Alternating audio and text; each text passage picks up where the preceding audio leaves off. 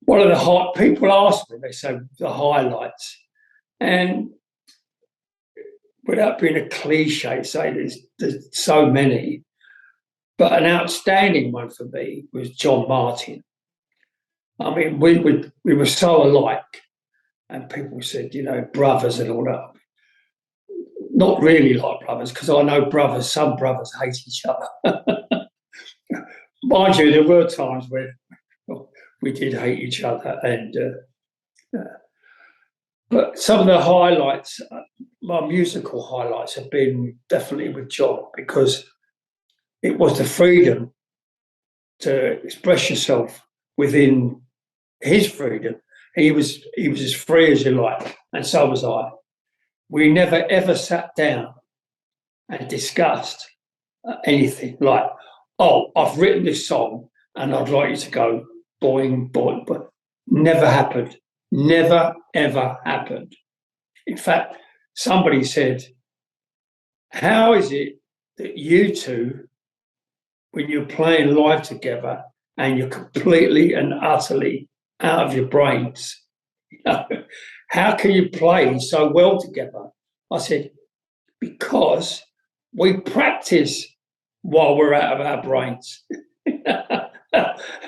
so there was no difference, but it was definitely a highlight. And I'm asked what's my favourite song, what's my favourite song with that, my favourite album, my favourite. It's just been one whole album. But I would, with humility, being as humble as I can be, there is a track that we did on Transatlantic Sessions of Solitaire with John. And we had a big ruck, and we hadn't spoken for months and months and months. And he picked as a guest to appear. And the director of the show said, oh, we've got John Martyn, and we'd like you to. I said, hold on.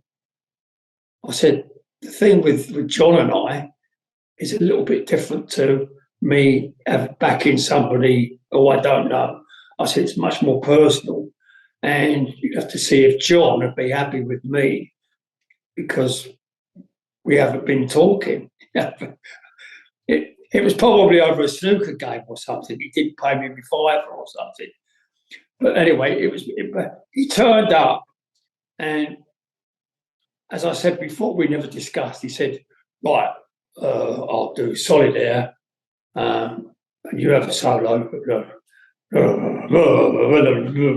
Okay, fine. So we did it. And because of what had been happening with us in our personal lives and our association, to me, it's a special moment. At the very end, we're listening to a playback in a studio, and he touches me on the shoulder because I'm doing something funny, and he just touches me on the shoulder. And it just meant so much. If you see it just meant so much. It's like my mate and my pal.